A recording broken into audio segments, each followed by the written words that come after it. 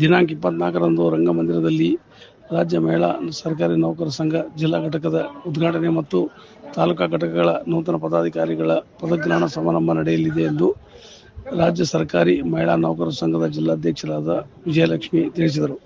ಅವರಿಂದು ಪತ್ರಿಕಾಗೋಷ್ಠಿಯಲ್ಲಿ ಮಾತನಾಡಿ, ಅಂದಿನ ಕಾರ್ಯಕ್ರಮದ ಉದ್ಘಾಟನೆಗೆ ಶಾಂತಮಲ್ಲ ಶಿವಾಚಾರ್ಯ ಮಹಾಸ್ವಾಮಿಗಳು, ರಾಜಯೋಗಿ ಸ್ಮಿತಾ ಅಕ್ಕ, ಜಿಲ್ಲಾ ಮಂತ್ರಿ ಡಾಕ್ಟರ್ ಶರಣಪ್ರಕಾಶ್ ಪಾಟೀಲ್, ಸಣ್ಣ ನೀರಾವರಿ ಸಚಿವ ಎನ್.ಎಸ್. ಬೋಸರಾಜ್ ಮತ್ತು ಸಂಸತ್ ಕುಮಾರ್ ನಾಯ್ಕ ಅವರು ಆಗಮಿಸಲಿದ್ದಾರೆ ಎಂದರು. 86 ಜನ ಪದಾಧಿಕಾರಿಗಳು ಇದರಲ್ಲಿ ಇದ್ದಾರೆ ಎಂದರು. ಪತ್ರಿಕಾಗೋಷ್ಠಿಯಲ್ಲಿ ವಿಜಯಲಕ್ಷ್ಮಿ ಅಧ್ಯಕ್ಷರು, ಗಂಗಮ್ಮ ಕಟ್ಟಿಮನಿ, ವಾಣಿಶ್ರೀ, ಶಿಲ್ಪಾ, ಮಂಜುಳಾ, ಸಂಗಮ್ಮ ಪಾಟೀಲ್ ಇದ್ದರು.